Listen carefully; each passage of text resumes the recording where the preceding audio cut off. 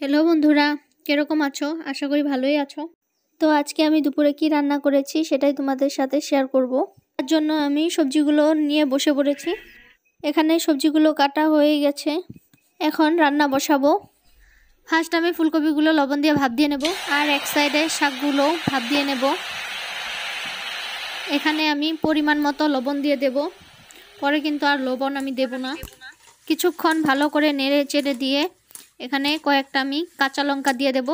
এক সাইডে শাক আর এক সাইডে ফুলকপিগুলো ভাপে বসিয়ে দিয়েছি। লাউ শাকগুলো সিদ্ধ হয়ে গেছে, এখন নামিয়ে নেব। এখানে অল্প কিন্তু জল আছে, এই জলটাও আমি ফেলবো না, এটা শাকের লগে উঠিয়ে রাখবো। এদিকে ফুলকপিগুলো ভাপ দেওয়া হয়ে গেছে, এখন ফুলকপিগুলো নামিয়ে নেব। এদিকে শাকগুলো ভেজে নেব। এখানে রসুন সম্বার দিয়ে শাকগুলো দিয়ে দেব। শাকের লগে তুলে রাখা জলটা কিন্তু আগেই দেব না।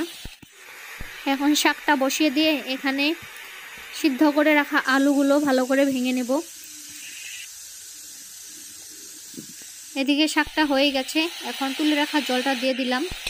ভালো করে নেড়ে চেড়ে এখন শাকটা নামিয়ে নেব। এদিকে ফুলকপিগুলো ভেজে নেব। ভাপ দেওয়ার সময় এখানে লবণ দিয়ে দিয়েছিলাম অল্প করে, তার জন্য আর লবণ দিইনি। এদিকে ফুলকপি বসিয়ে দিয়ে মশলাটা করে নেব।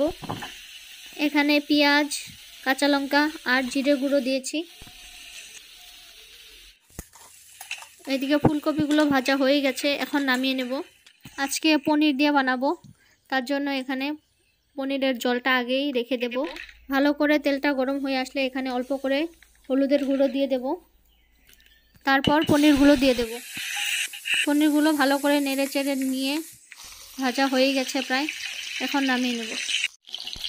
ওই তেলেই জিরে ফোড়ন দিয়ে করে রাখা মশলাটা দিয়ে দেব। এখানে পরিমাণ মতো লবণ আর হলুদের গুঁড়ো দিয়ে দেব। এখন ভালো করে নাড়াচাড়া দিয়ে কিছুক্ষণের জন্য মশলাটা কষিয়ে নেব, তারপর আলুগুলো দিয়ে দেব। কিছুক্ষণ এইভাবেই কষিয়ে নিয়ে তারপর ফুলকপিগুলো দিয়ে দেব। এখন ভালো করে মিক্স করে নিয়ে ঢাকা দিয়ে দেব। প্রায় 3 মিনিট পর ঢাকনাটা সরিয়ে এখন ভালো করে নাড়াচাড়া দিয়ে ভেজে নেব। ভাজাটা প্রায় হয়ে গেছে, এখন জল দিয়ে দেব।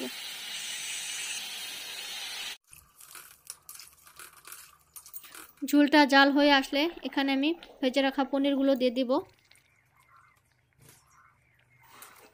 এখন এই ইলাইচিগুলো বেটে নেব। বাটা হয়ে গেছে, এখন ঝুলে দিয়ে দেব। তো আমার শাক আর পনির তরকারি দুটোই হয়ে গেছে। তো আজকের মতো টাটা।